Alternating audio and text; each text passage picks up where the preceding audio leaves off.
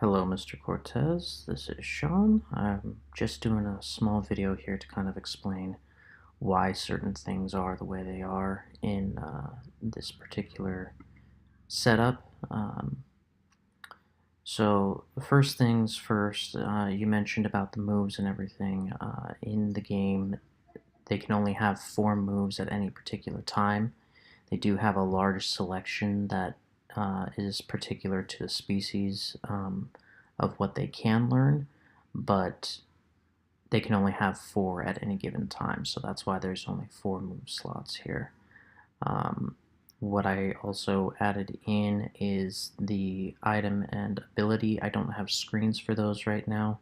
That would definitely be something that gets added in later, but that is why those are identified as buttons.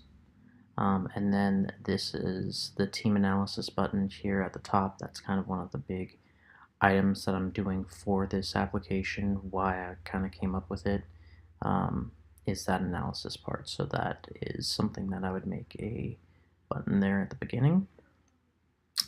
Just real quickly to go through this, if they were to go and try to select a move, I went ahead and I changed the move screen obviously a lot from what I initially had done to kind of give a better overlay of what they would be looking at for different moves. And as you can see, it kind of tells this particular symbol here means that it's a physical move.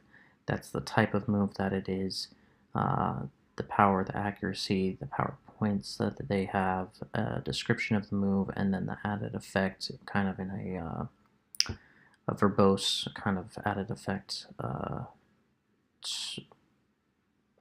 text, if you would, and then that's what the move's called. And so as you can see, there's quite a few different ones. This means that it's a special move, and this means that it's a status move, and like most status moves, there is no power or accuracy associated with the status move because it has an added effect, which then would be done upon using the move. For the stats, the reason this screen is like this, they would be able to go ahead and input the level right there. They would be able to select the nature, and what the nature does and why you see these symbols here on the left is that each nature will reduce one particular stat and increase another stat. And so that's why you see these symbols here at the left. On the mobile screens, I just changed the color of the title of it to match. If it's blue, it's being reduced. If it's red, it's being increased.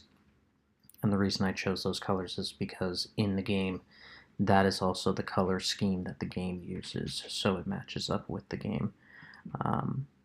However, they would be able to click on either the IV or the EV, which is individual value or effort value, and they'd be able to change those up, and then they'd be able to see the total stat.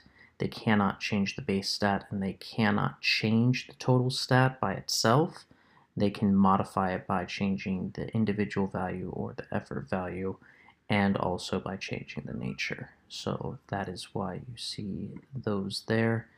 And then if they wanted to change the Pokemon itself, I went ahead and did this screen up. Changed the nickname to be more Android based. This is what Android users are used to seeing. The hint text up here, and then they would be able to select that. It would give an overlay. They'd be able to type in the nickname. They'd be able to select which one it is. This selection would be outlined in green, like you see on this top one here.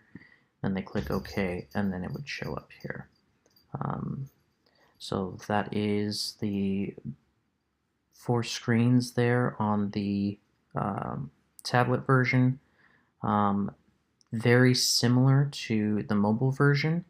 The only really big difference is if we zoom in here on the mobile version, you can see that everything is a bit smaller, and I kind of simplified the layout here, but the functionality is the same. Most of the items are the same, and as you can see on the stats, where I made the stat being reduced blue, stat being increased to red. If you have any questions, please let me know, but that is the project, and hopefully you can give me some good feedback on it. Thank you very much.